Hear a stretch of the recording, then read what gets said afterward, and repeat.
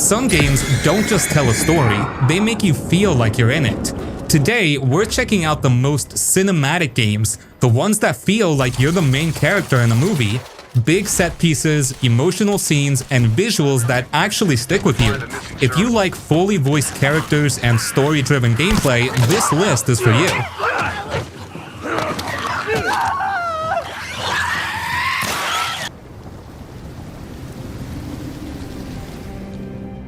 Detroit Become Human.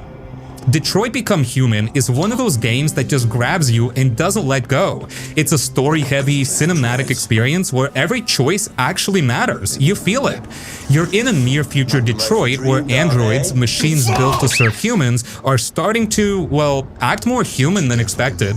The game follows 3 androids, Kara, Connor, and Marcus, and each has a totally different perspective on freedom, morality, and survival. What makes it stand out isn't just the story itself, it's the way it's presented. The visuals are insanely realistic. It honestly looks like a movie at times. The acting is fully voiced and motion captured, so the characters feel alive, not like flat game NPCs. And the story? It's branching like crazy. Your choices can completely change how each character's story ends, or even who lives and dies. That butterfly effect tension keeps you on edge the whole time. Gameplay is simple but satisfying, mostly exploration, talking to people, investigating clues, and making tough decisions under pressure. There's some action stuff too, but it's all cinematic, not mechanical. Everything serves the story.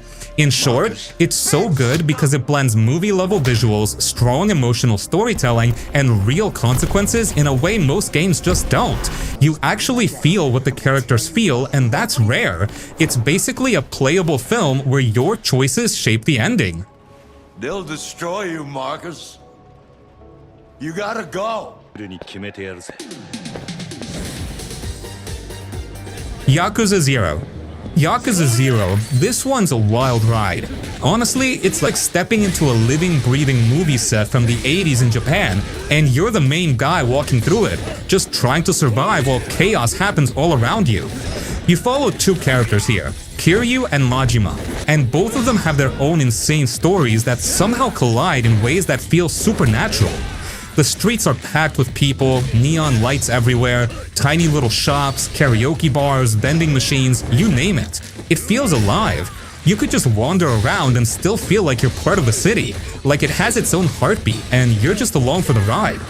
The fights in this game are something else. It's not just button mashing, it's like watching a choreography of chaos. You grab a bike, a sign, even a traffic cone sometimes, and just go to town. And somehow it feels cinematic.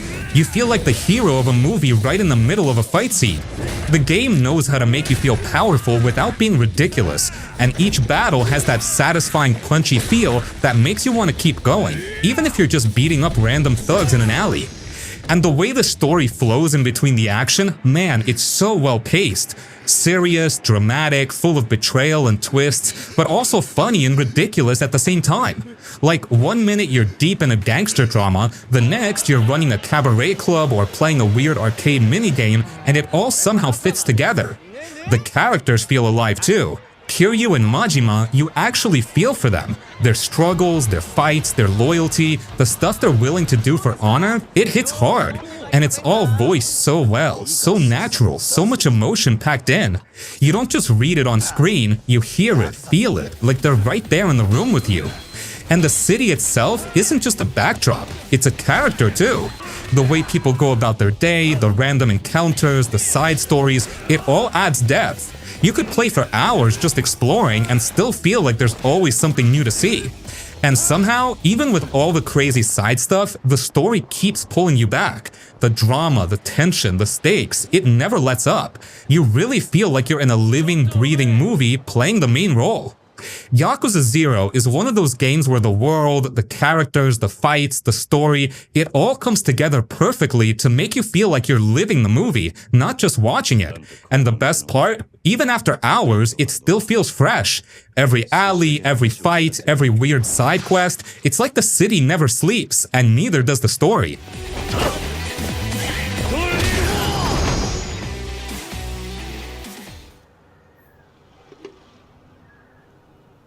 Quantum Break. Quantum Break is one of those games that really tries to blend a movie and a game in a way you don't see a lot. It's made by Remedy, the same studio that did Max Payne and Alan Wake, so you can feel their style all over it. The world is this modern-day city, but with time breaking apart, and that's where the game really shines. Things freeze mid-air, debris floats, and you get these time powers that let you manipulate the world. You can stop bullets, freeze enemies, use objects around you as weapons, or just move through the environment in ways that feel clever. The gameplay has this kind of structured action set-piece vibe, like every fight is set up almost like a scene in a movie. You switch between normal shooting and using your time abilities, and the game encourages you to think about how to chain them together. You can slow down time around yourself to dodge bullets, stop enemies in place, throw objects at them, or combine attacks in a way that feels strategic but still cinematic. The levels are designed to show off your powers without ever feeling too confusing, and the way the environment reacts, like frozen glass or cars stuck mid-flip, makes it feel alive. The live-action cutscenes are part of what makes it unique. Remedy actually filmed actors for the story segments, and the game mixes those with your gameplay choices so that it feels like the story adapts to what you do. It's not just a cutscene you watch after finishing a level, it flows into the gameplay, which is pretty impressive for when it came out. The game didn't do super well commercially, and a lot of people kind of skipped it, which is a shame because it has a lot of interesting ideas. The story is solid, the powers are fun, and the level design is smart, but it just didn't get the attention it deserved. It's kind of underrated, and looking back, it feels ahead of its time in how it tried to merge a cinematic experience with interactive gameplay. If you're into games where the story and the world feel connected to your actions, where the environment is part of the fun, and where the studio clearly tried to push the medium a bit, Quantum Break is worth checking out, even if it flopped a bit and flew under the radar.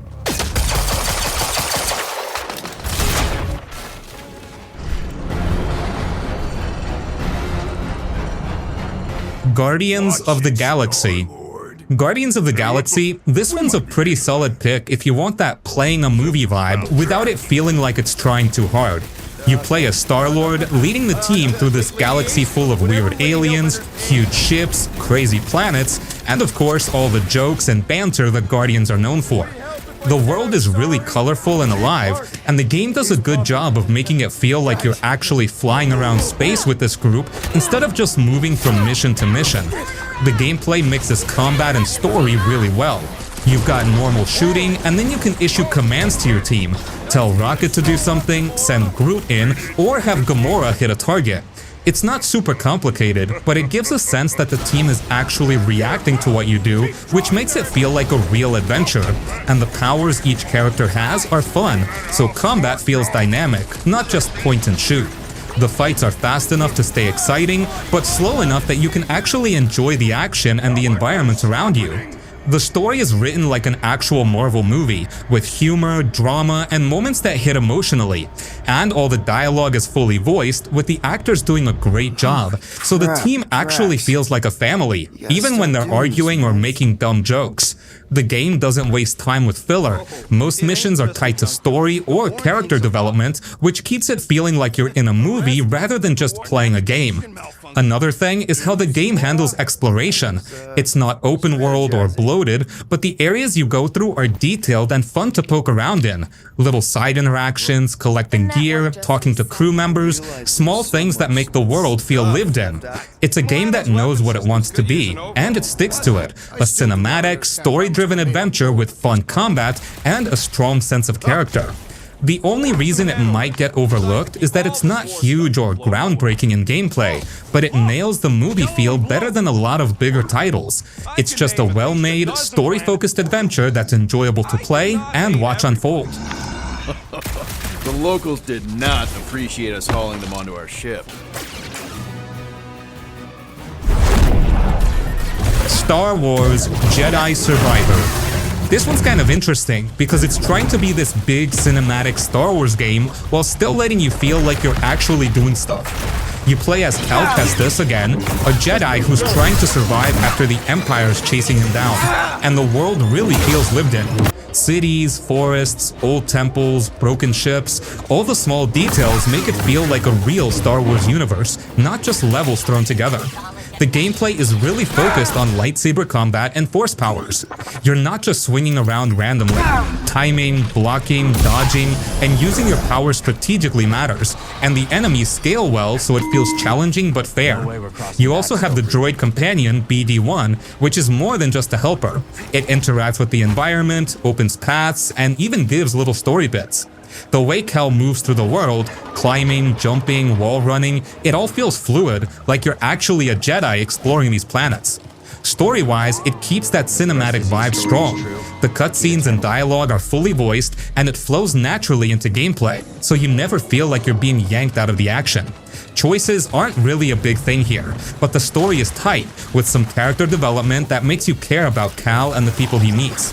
One thing that stands out is how the game balances big set pieces with quieter moments. You'll have intense fights with multiple enemies, then you get to explore a new area, solve environmental puzzles, or just watch the world feel alive. And visually, it's strong. Lighting, effects, particle work, it all feels Star Warsy without being over the top. It's a solid follow-up to Fallen Order, and it kind of flew under the radar compared to bigger AAA releases, but it nails that playing a movie feel. You feel like a Jedi, the world reacts to you, the story moves forward naturally, and the gameplay supports it instead of getting in the way. See? You made it. I sat in the writer's room and wrote a... Alan Wake 2. Alan Wake 2 is really something Remedy built with care. The first thing you notice is how the world feels layered and detailed. The forests, small towns, abandoned cabins, they all have a weight to them, like someone actually lives there or used to. Every light source, every shadow, every flicker in the environment matters. And the way it ties into the gameplay makes exploration feel tense and meaningful. You're not just walking through empty scenery, the world reacts to you in ways that make every step feel deliberate. The gameplay is clever because it's built around using light to survive. You can't just shoot enemies and move on. You have to think about positioning, when to use flares, how to manipulate the environment to your advantage. There's a rhythm to it. You're constantly switching between combat, moving through areas carefully, and scanning for clues about what's going on. It makes the combat feel smart without ever being too complicated, and it keeps you on edge in a natural way. Remedy also nails pacing. There are moments of quiet where you can explore, find notes, piece together Alan's story, or just absorb the environment. Then suddenly things shift, and you're back in a high-tension encounter. It never feels repetitive, because the quiet moments make the action hit harder, and the way they mix story and gameplay keeps you engaged. The narrative is strong. Characters feel real, fully voiced, and their reactions are grounded. Alan's struggles, both psychological and external, are woven into the world so that you're always aware of the stakes. Even minor details, the way a room is set up, the weather, or a shadow moving in the distance, builds tension and adds context to the story. One of the most impressive things about Alan Wake 2 is how intentional everything feels. Remedy designed the levels, combat, and story so that they feed into each other. Nothing feels random. Even though it's slower paced than some action games, that's what makes it stick. You feel the weight of the story and the environment, and it keeps pulling you in. It's also kind of underrated. The first game got a cult following, but a lot of people skipped this one, which is a shame because it's smart, atmospheric, and really polished. Every element, from the level design to combat to story, is meant to keep you absorbed, and it does that in a way that few other games manage.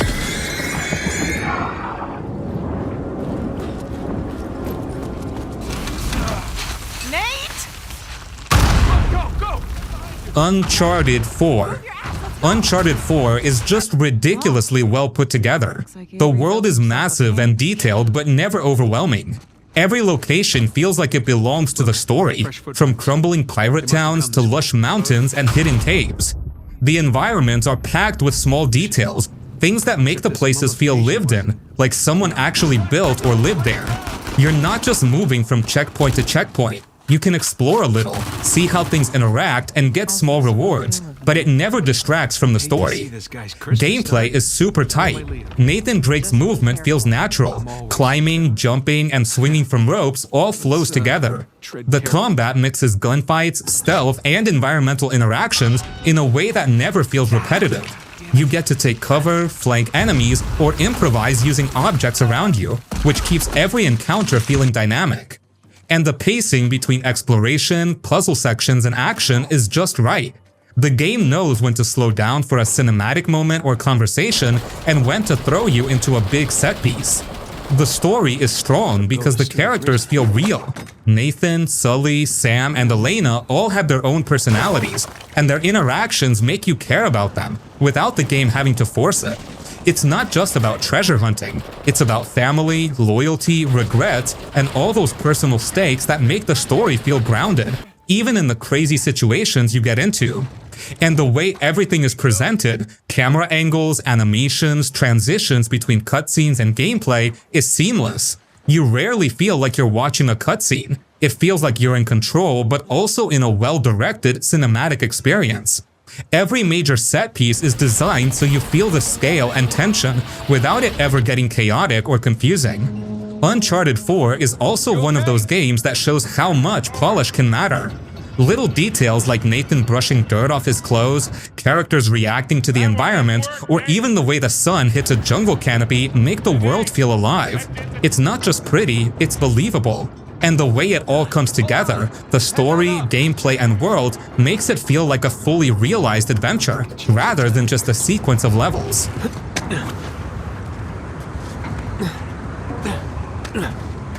The lost city's up there, somewhere. That's gonna be a... Rise of the Tomb Raider. Rise of the Tomb Raider is really about making you feel like you're moving through a believable, dangerous world. The environments are huge and detailed. You've got snowy mountains, abandoned villages, underground tombs, and forests that all feel lived in and like they belong in a real place. Every area has hidden spots, collectible artifacts, and environmental puzzles that make exploring feel rewarding without ever being a grind. The way the weather, lighting, and day-night cycles change adds to the realism so it never feels static. Gameplay is a mix of exploration, combat, and problem-solving, and it flows really well. Laura's movement feels natural. You climb, swing, shimmy along ledges, rappel, and glide with her tools in ways that feel intuitive. Combat balances stealth, ranged attacks, and improvised weapons. You can plan your approach, set traps, or just charge in guns blazing. The game makes sure every encounter feels like part of the world rather than a set of random fights. The story is surprisingly grounded for an adventure game. Laura is still chasing answers about her father's research and these ancient artifacts, but the game focuses a lot on her personal stakes, her motivations, and how she reacts under pressure. The characters she interacts with feel real, and their conversations add to the tension and world building. It's not just an action game, it's a story about obsession, survival, and the cost of what she's doing. Cinematic moments are everywhere, but they're subtle. The camera framing, the way scenes transition into gameplay, the environmental storytelling, they all pull you in without making it feel forced. When Laura enters a tomb or uncovers a secret, it doesn't just show a cutscene, it makes you feel like you're discovering it yourself. The pacing between intense action, exploration, and quieter story beats keeps things engaging throughout. The attention to detail is what really sells it. Laura brushing snow off her shoulders, the sounds of wildlife, environmental hazards like avalanches or collapsing structures, it all adds weight to the world. Everything is designed to make you feel like you're actually there, moving through a dangerous but beautiful environment. Rise of the Tomb Raider manages to combine exploration, combat, and story in a way that feels seamless. It's polished, the world reacts to your actions, and the story keeps you invested without ever slowing down the gameplay. It's one of those games that really knows what it wants to be and executes it cleanly.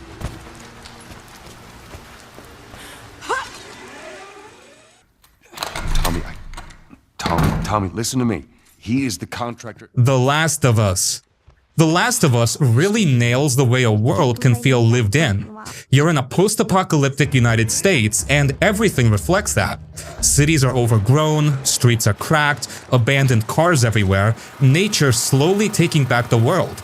Even small details, graffiti, notes, the way rooms are arranged, make it feel like people were living here before things went wrong. The world itself tells stories if you pay attention. Gameplay mixes stealth, combat, and exploration in a way that feels natural. You're not just running and shooting. Ammo is scarce, Enemies are smart, and every fight can go wrong if you rush it. You're encouraged to think, plan, and adapt, which makes encounters tense and satisfying. Crafting is simple but meaningful. You can make health kits, molotovs, shivs, and it all feels tied to survival, not just a menu system. Stealth is a big part of it, sneaking past infected or human enemies, using the environment to your advantage, and the AI reacts in believable ways. Story is where it shines. Joel and Ellie's relationship drives everything. The characters feel real. Their voices, gestures, reactions, everything is grounded. You feel their struggles, losses, and small moments of humor or tenderness, and that makes you care about their survival.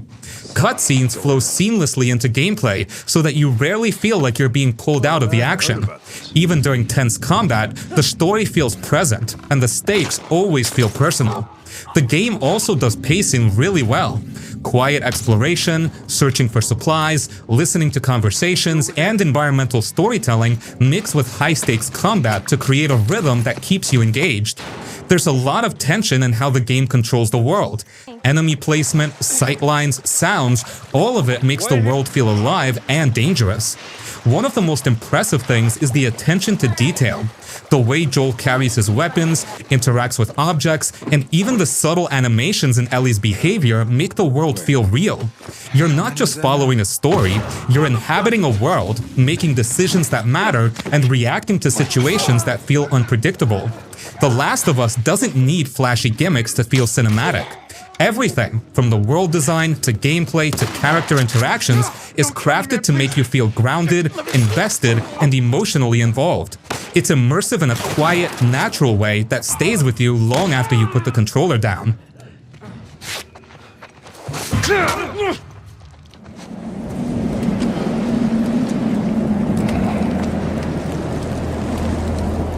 God of War Ragnarök. God of War Ragnarök is built to feel huge without ever being overwhelming. The world is massive, from frozen mountains to icy plains to hidden realms, but everything feels intentional. The environments are packed with detail. Runestones, forests, caves, villages, and they're all designed to make you feel like you're moving through a real, lived-in world. Even small touches, like snow piling up on Kratos' shoulders or the way leaves rustle when you walk, make the world feel alive. Gameplay is a mix of tight, weighty combat and exploration. Kratos' axe and Leviathan abilities feel responsive, and the way you can chain attacks, parries, and renuke abilities together makes fights feel cinematic without being flashy for no reason. Enemies are smart and varied, and the encounters encourage you to adapt. Sometimes brute force works, sometimes stealth or strategy works better. There's also puzzles and environmental navigation that break up the fights and keep exploration interesting, but they're always connected to the story or world, never just filler. The story is strong because it's personal. Kratos and Atreus' relationship drives the narrative, and the game spends time showing their growth, their arguments, and their moments of care. Other characters, gods, and creatures feel alive too. Their personalities, dialogue, and reactions all make the world feel lived in. Cutscenes flow directly into gameplay, so you rarely feel like the story is separate from the action. Even during fights, the context and stakes feel meaningful. Ragnarök also nails pacing. Big battles and set pieces are balanced with quieter, story-driven moments. You get time to explore, talk with characters, or just soak in the environment, and then the game ramps up tension again with boss fights or dramatic events. Everything feels intentional. The level of polish is insane. The animations, lighting, and sound design all contribute to immersion. Weapons feel heavy, enemies hit hard, and the world reacts realistically to your actions. Little details, like how Kratos interacts with objects or the environment, make the world feel tangible. Overall, God of War Ragnarök is cinematic not because it shoves cutscenes at you, but because every element, combat, exploration, story, and world design works together naturally. It's immersive, grounded, and detailed, and it makes you feel like you're part of something epic without ever feeling artificial or forced.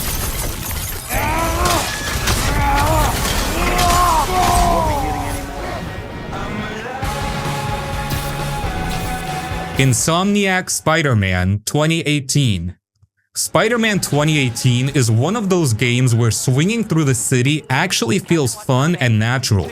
New York is huge, detailed, and alive. Streets are packed with cars, pedestrians, and little random events happening all around. You can swing, zip, and wall run smoothly, and it all flows together in a way that feels effortless. It's the kind of movement that makes you feel like you're actually Spider-Man, not just controlling a character on a screen. The combat is fast, fluid, and smart. You're not just mashing buttons. You can dodge, web enemies, use gadgets, and combine attacks to chain combos.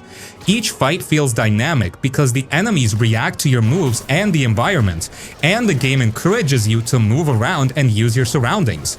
You can throw a car, web someone to a wall, or take out groups with acrobatic flair. It never feels repetitive because you're always improvising in the moment. Story-wise, it's grounded and well-paced. Peter Parker has a lot going on, his personal life, his relationships, and being Spider-Man, and the game balances all of it. Characters are fully voiced, the dialogue feels natural, and the cutscenes flow seamlessly into gameplay. It doesn't feel like the story is separate from the action. You're constantly in the world, and the stakes feel real. The world is packed with details. Random crimes, side missions, and little interactions make the city feel alive. You can stop and help someone, take down a robbery, or just swing around and enjoy the skyline. The level of polish in animation, lighting, and sound makes the world feel tangible and immersive. Even small touches, like web swinging through rain or seeing reflections on windows, add to the realism. Insomniac did a great job balancing cinematic moments with gameplay. Big set pieces feel impactful, but they're never just spectacle. They're tied to the story or your actions. Side missions and exploration are optional but meaningful, and everything contributes to making the city feel like a living place. Overall, Spider-Man 2018 nails that feeling of being in a superhero story. The movement, combat, story, and world all come together naturally, making it easy to get lost in the game without it ever feeling forced or over the top. Wait, you? 'Cause I can! Ghost of Tsushima. Ghost of Tsushima is one of those games that just makes you want to wander. You're on Tsushima Island, and it feels like a real place that existed long before the game started. Fields sway in the wind, rivers curve through forests, and villages feel lived in. Even small details, like a dog barking in the distance or a lone boat on the water, make the world feel alive without ever being forced. The island isn't just a backdrop, it's a character in its own right. Combat is tight but never overwhelming. Jin's sword swings with weight and precision, and switching stances to match different enemies feels natural. You can rush in and fight head-on, or take a quieter approach, sneaking through shadows and using bows, smoke bombs, or grappling tools to set up an ambush. Every encounter feels like it has multiple solutions, and the enemies react in believable ways, which makes fights tense without ever frustrating.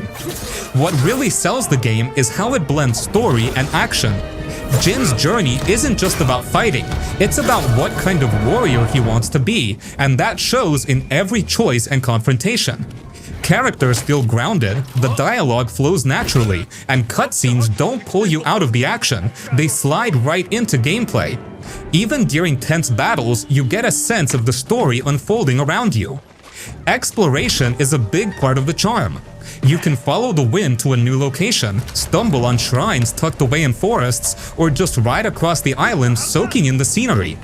Everything has texture, architecture, animals, weather changes, and it all contributes to the feeling that you're actually living on the island.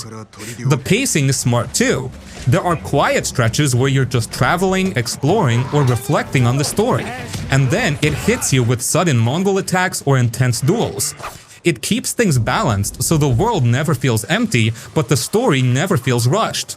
Ghost of Tsushima isn't flashy for the sake of it. It's about giving you a believable world, smooth and engaging combat, and a story that unfolds naturally as you play. By the time you're moving through the island, fighting and exploring, it doesn't feel like a game. It feels like you're experiencing a living, breathing story.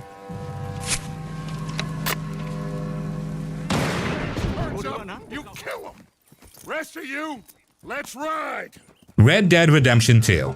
Red Dead Redemption 2 is huge, but it doesn't feel like a game forcing you to run around. The world feels alive. Towns, rivers, forests, mountains, everything has its own personality.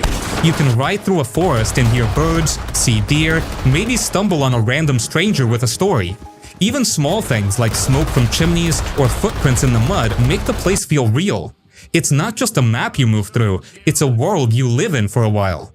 The gameplay is smooth and natural. Riding horses, climbing, shooting, sneaking, it all fits together. The guns feel heavy and realistic, so fights have weight. You can take your time, plan your attacks, or just rush in. Hunting is a big part too. You track animals, skin them, and use the meat or pelts for crafting. Everything has a purpose, and it makes exploring fun instead of boring. Even little things like brushing your horse or cleaning your gun add to the immersion. The story is solid and grounded. You follow Arthur Morgan and the gang as they try to survive while the world is changing. Characters feel real. You see them argue, joke, and react to things naturally. Cutscenes flow right into gameplay, so it feels like you're part of their life, not just watching it. Even side characters have personality. Talking to strangers or doing small missions gives you a sense that this world exists outside your story. The game's pacing is smart. There are big action moments like shootouts or gang attacks, and quieter times where you ride through the countryside, hunt, or explore towns. The balance keeps it from feeling overwhelming or boring. What really makes it stand out is the little details. The way snow sticks to your coat, the weather changing while you travel, or your horse reacting to your commands. All of it makes you feel like you're really there. It's not flashy or over the top, it's just believable, immersive, and grounded. Overall, Red Dead Redemption 2 nails that feeling of being part of a living world. You care about the story, the characters, and the places you visit. It's slow at times, but in a way that pulls you in instead of boring you. Every ride, every fight, every small interaction makes you feel like you're living in that world for real.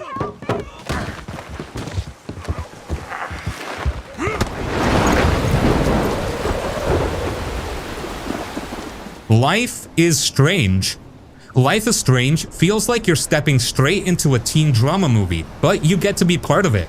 The game does an amazing job of showing you everything through the camera, the framing, and the way scenes are cut together. Walking through Blackwell Academy, hanging out in Max's dorm, or following Chloe down the streets, it all looks like it's filmed for a movie. The rewind mechanic isn't just gameplay, it's like editing your own story. You can see the same scene from a different angle, try out different dialogue, or change a small action and it shifts how people react. That gives it this movie-like feeling where you're controlling the plot, but the world still feels directed and intentional.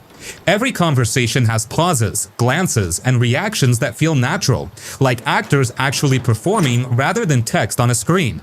The story hits hard because it's layered. Max and Chloe's friendship, the mystery about Rachel, and the quiet little secrets scattered around Arcadia Bay all unfold in ways that feel paced like a film. Nice wheels. Emotional beats aren't rushed. You have time to absorb a quiet scene, then tension ramps up, and the game cuts between different points of view just like a well-edited movie. It's not flashy action, it's human, grounded, and cinematic in a subtle way. Even the music and sound design make it feel like a movie.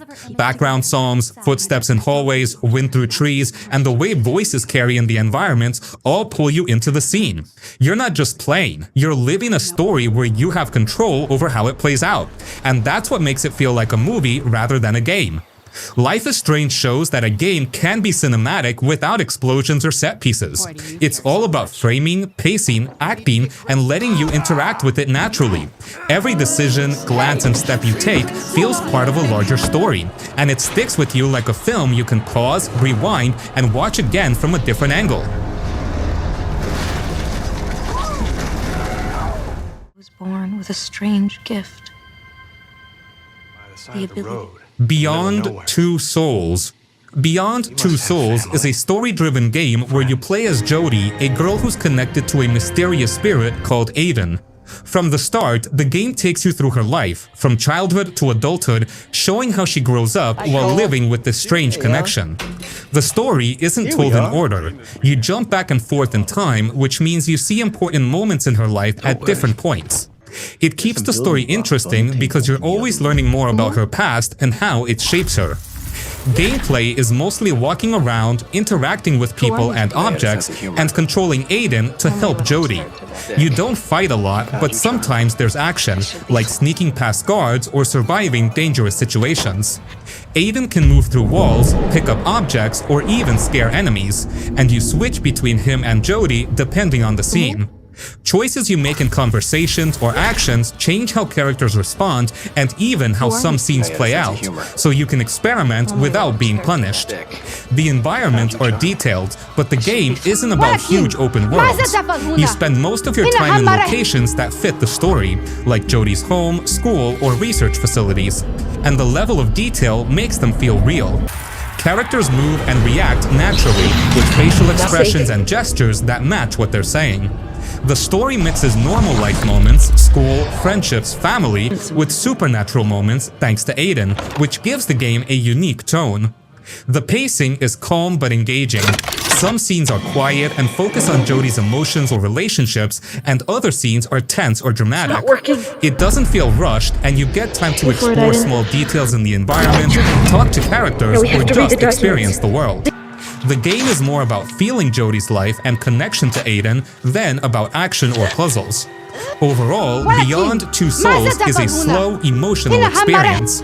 You follow Jodie through her life, make choices, and see how her connection to Aiden changes her story. It's simple to play, easy to follow, and the focus is entirely on the characters and their journey. I want to go now. Right. Yeah, we're leaving.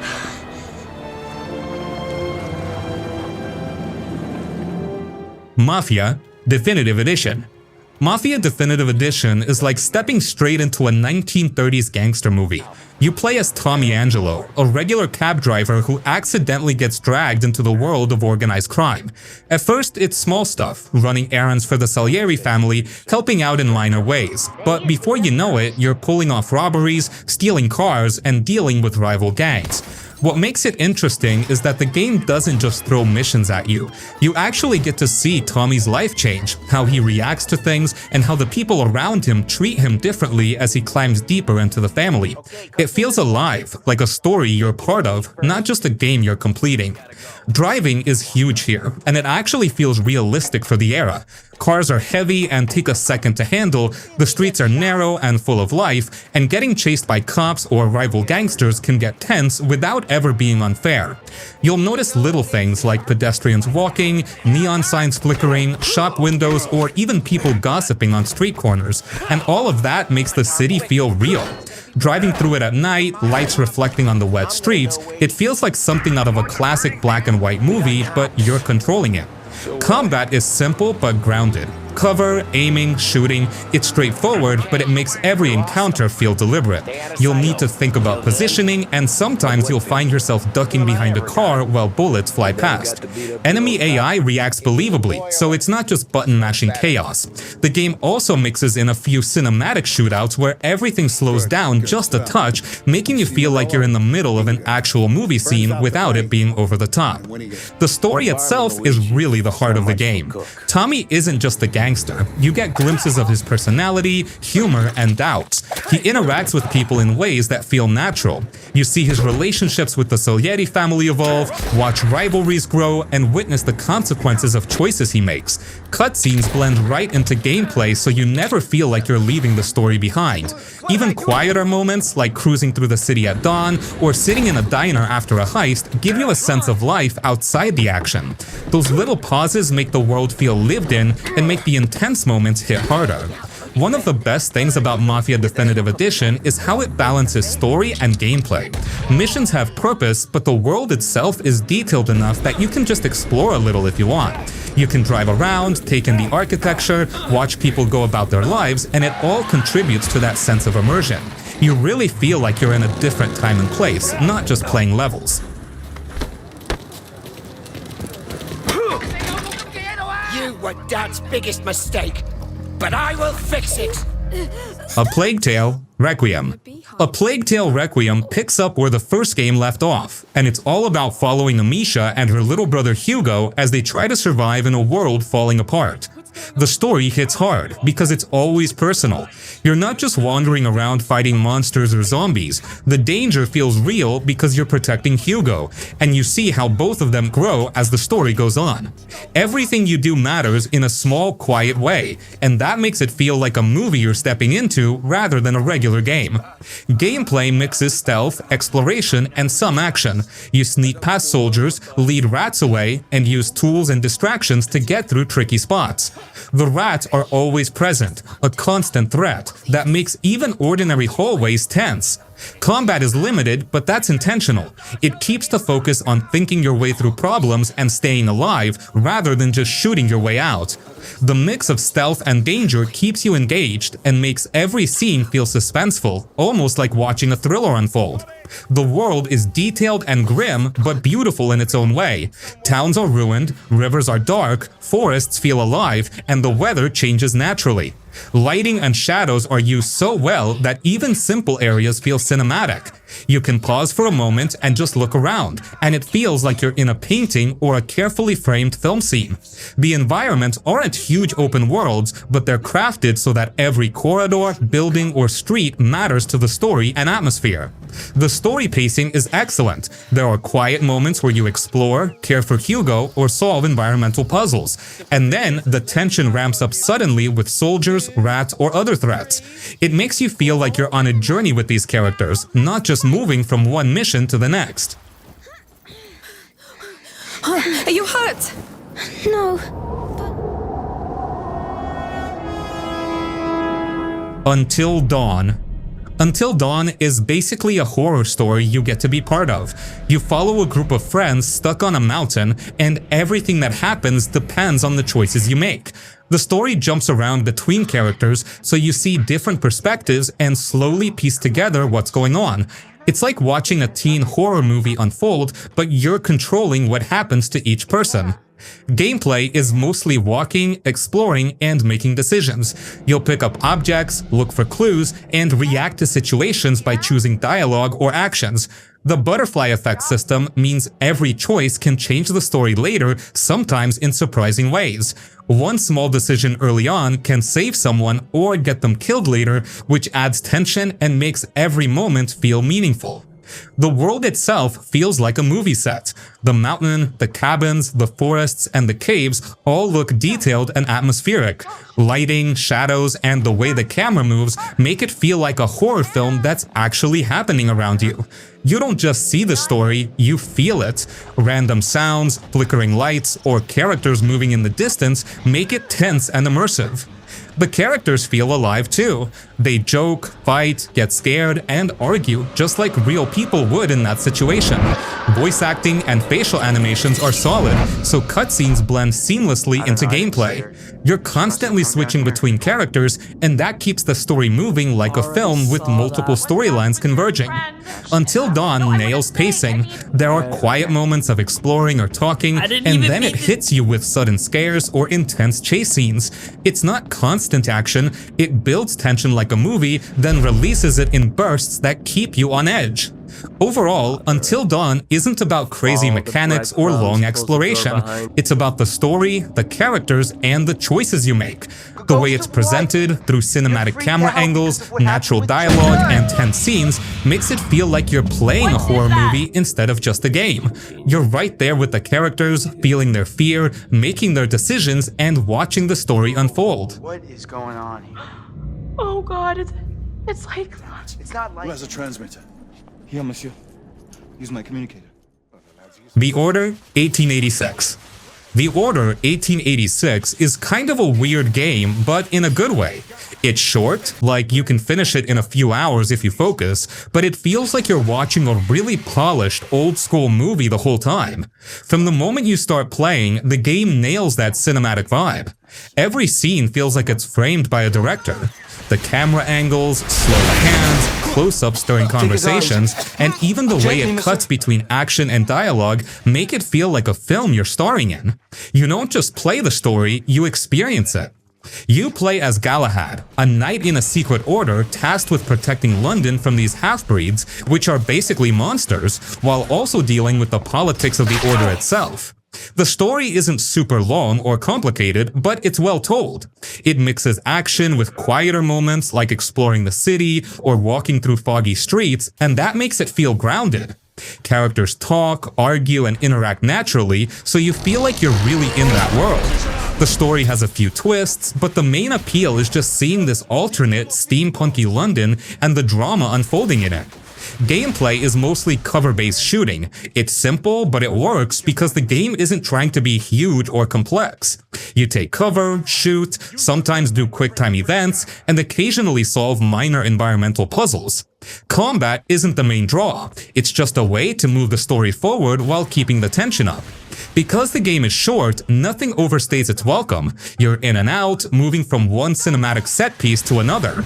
Visually, this game was insane when it came out. It was one of the best looking PS4 games at the time, and honestly, it still holds up. The streets of London, the interiors, lighting, fog, reflections on wet cobblestone, all of it feels alive and cinematic. Even the small touches, like carriages on the street, pedestrians, and subtle background animations make the city feel real. It's not a huge open world, but what's there is meticulously crafted. Every frame looks like it belongs in a movie. The Order flopped a bit when it came out. People expected a massive PS4 blockbuster with hours and hours of gameplay, and it didn't deliver that. But if you're not worried about length and just want a cinematic experience, it's actually a cool ride. The pacing is solid, quiet scenes let you take in the world, and action sequences are short but tense. You never feel bored, and it keeps you invested the whole way through. Overall, The Order 1886 is short, cinematic, and visually stunning. It's more about story, atmosphere, and mood than big open-world gameplay or grinding. It flopped when it launched, but it's still worth experiencing if you want a neat, movie-like adventure that looks amazing and tells a straightforward, tense story. It's like a little film you get to play through, and that's honestly kind of rare.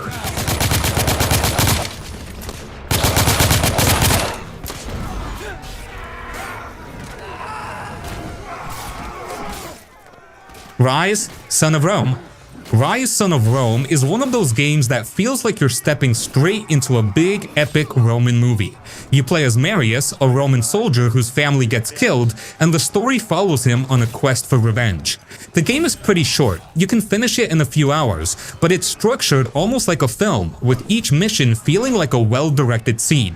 From the opening, it's clear the game cares about presentation. Cutscenes blend right into gameplay, camera angles shift during fights, and every location is designed to look epic and cinematic.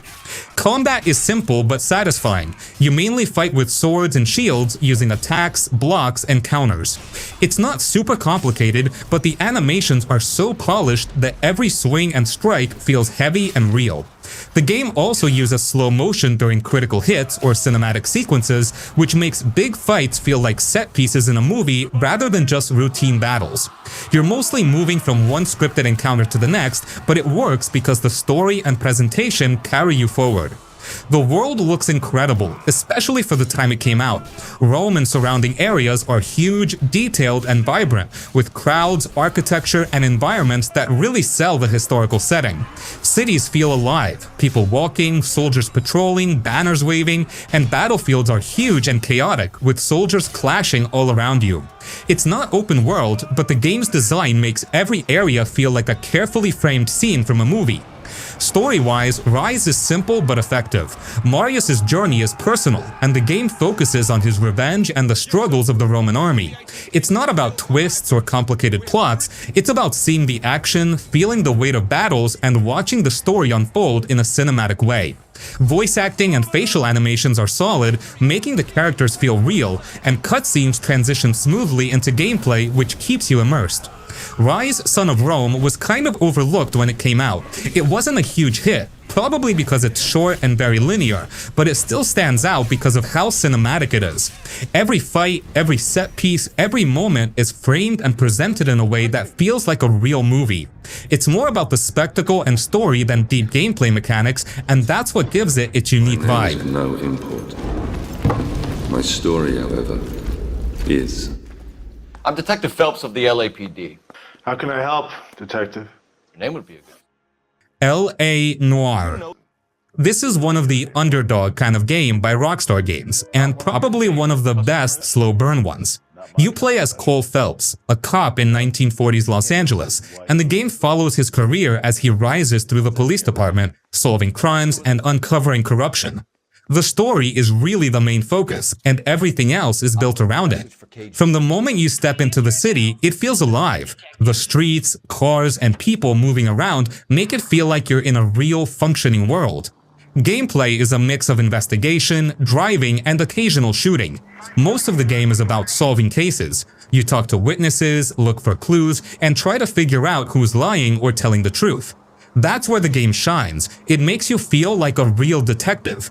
The facial animations and motion capture were groundbreaking when the game came out, and they still hold up. You can watch someone's expression closely, and it actually helps you figure out if they're hiding something, which is pretty unique. Driving around LA is fun too. The city is big, but structured, with different neighborhoods that feel distinct. You can chase suspects, get into shootouts, or just cruise and take in the sights. The world isn't open in a free-form sense, but it's detailed and full of little touches.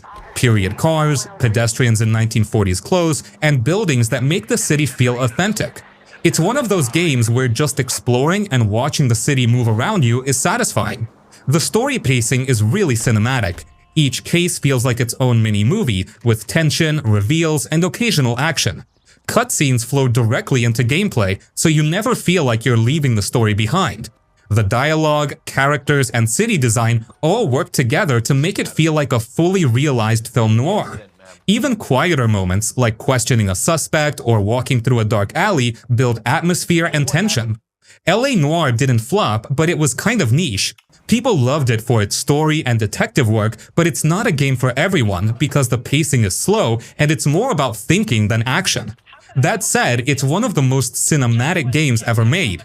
The combination of story, world, and realistic acting makes you feel like you're in a classic detective movie from start to finish. We can put the driver in front of a judge in less than a week.